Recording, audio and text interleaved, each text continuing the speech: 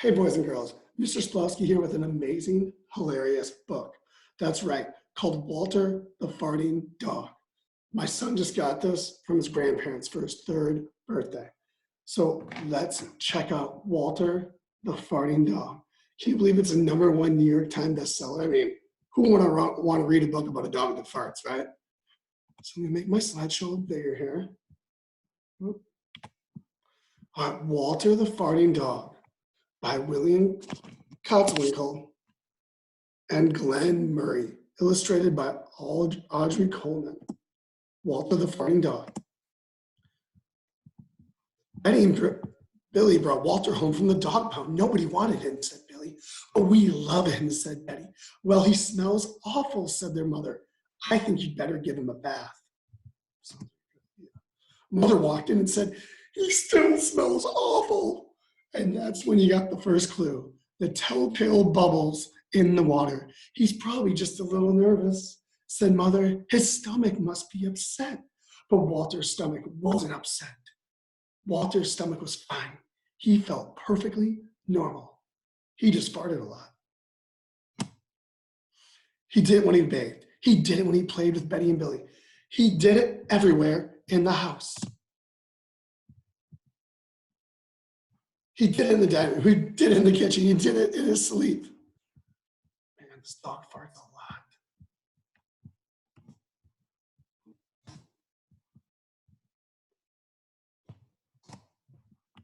Oh. Man, this dog does not stop farting. Here we go. That dog farts morning, noon, and night, said Father. He can't help it, Daddy, said Betty and Billy. They didn't mind Walter's farts. So what if he farts, Billy said to Betty when they were alone in the room with Walter. Betty agreed. Walter agreed too. He sat there looking innocently around, farting. Take him to the vet, said Father. That sounds like a good idea. Good problem solving. Farting, said the vet, or rectal flatulence, as we say in the medical profession, and prescribed as a change in his diet. They gave Walter every kind of dog food. He farted. They tried him on cat food. They gave him hot dogs, hamburgers, lettuce, and tomatoes, and he still farted. They gave him fried chicken. They gave him rabbit food. They gave him vegetarian food. No matter what that dog eats, he turns into a farting machine, said Father. Walter got the blame for everybody else's fart, too. Even if Uncle Irv let one slip, he just let Walter stand there and stood near Walter. Then all he said was, it was Walter, and everyone looked at poor Walter. Poor Walter, the farting dog.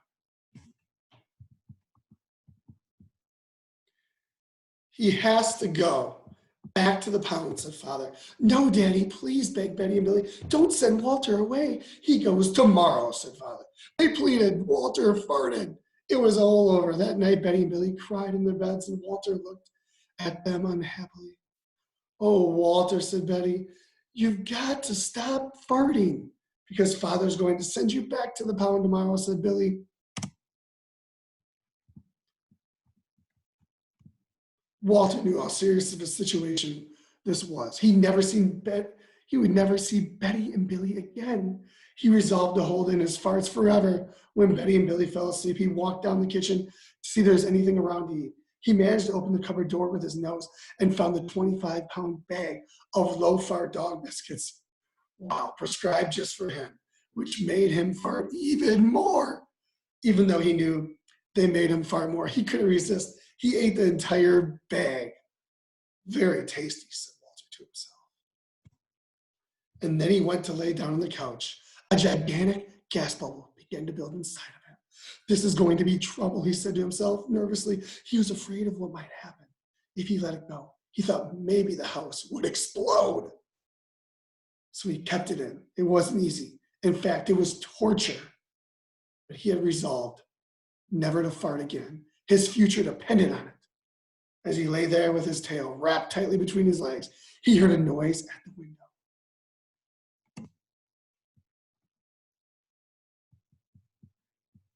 He watched slowly open. A pair of burglars came through. They dropped silently in the kitchen. Watch out for the dog, said one of the burglars. He won't bite, said another. He's a wimp. Walter might have bitten them, except he was so filled with gas, he couldn't move. They tied a rag around his snout so he wouldn't bark. Okay, whispered the first burger, let's clear the place out. They took everything that they could get their hands on. Walter wanted to stop them, but he was having unbearable gas pains. He rolled on his back and waved his paws in the air. He gnashed his teeth. We've got it all, said the second burger. Let's go. I wonder what's going to happen next. Walter, can you help? That's when Walter let it fly. It was the worst fart of his life. It made a tremendous noise and shot him across the room. A hideous cloud filled the air. The burglars couldn't breathe. Their throats, it was unable to breathe. That's how bad this fart was.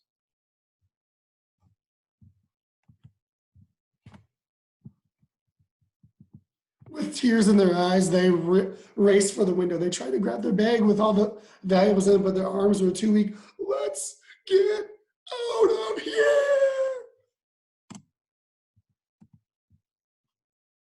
They jumped out the window and ran up the block, choking and gasping for air. Still blinded by Walter's attack, they stepped into the headlights of an approaching police car.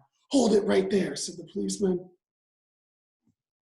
When father and mother came down in the morning, they found the open window and they saw the bag with their valuables in it, and Walter was sitting beside it.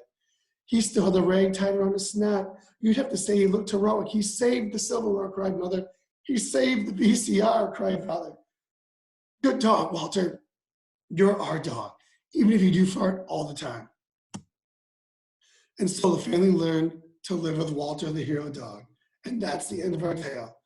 I hope you enjoyed hearing the story of Walter, the farting dog. Maybe your dog farts a lot too, but we can still love our dogs and find a nice, balanced, healthy diet for them. Who knows? Maybe that fried chicken wasn't the best. I hope that you had fun enjoying the story, and I hope it made you laugh. All right, bye-bye. See you later. We miss you.